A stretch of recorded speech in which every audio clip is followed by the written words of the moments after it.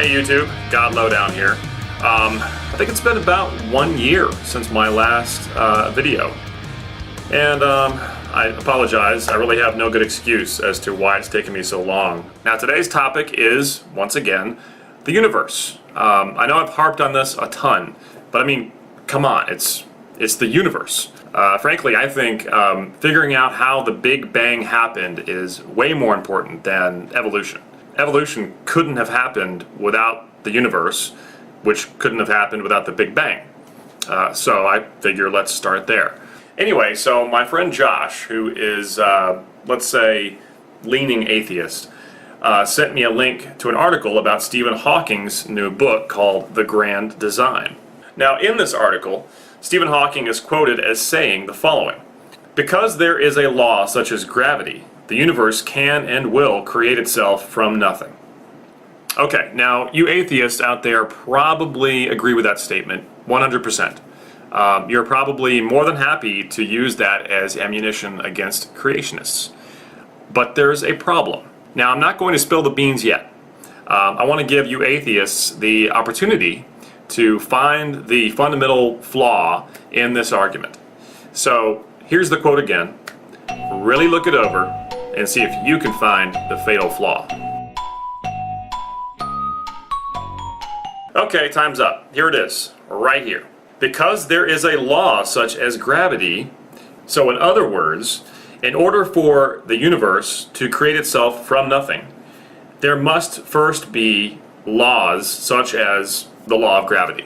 Now, my first observation is, well, then the universe didn't really create itself from nothing. If something, like the law of gravity, must exist first, then we aren't really dealing with nothing, are we? My second observation is, okay, for the sake of argument, let's say you're right. Let's go along with that statement. Then the problem becomes, okay, well then, where did gravity come from? If the universe needs gravity to create itself, well, now you've got to come up with a way for gravity to create itself. Otherwise, you're implicating that a creator was behind it. You see, you're just pushing the issue back a step. We're right back to square one. Where did the raw materials for the Big Bang come from? Did they create themselves, or were they created? You know, you atheists mock us creationists for believing some pretty wacky, far-out stuff. But ultimately, you've got to rely on the nonsensical idea that the laws of our universe created themselves. And not only that, these laws had to program themselves to govern and control things like matter that didn't exist yet. Yeah, that's way less weird than Jesus walking on water. But you atheists will go for it. It doesn't matter how absurd it is, because at your core, you aren't really about facts. You aren't about logic. You aren't about reason. You aren't about proof and evidence, despite all your grand pretenses. You're about rejecting God. That's it. You have an emotional problem with God. So anything that allows you to keep pretending that there is no God is golden. How about instead, you start looking at this issue objectively.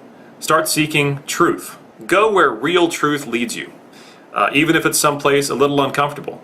You might be surprised at where you end up. Okay, that's it for this video. I plan on doing another one this week, this time about the idea of multiple universes that sophisticated atheists are now clinging to. Should be fun. Good night.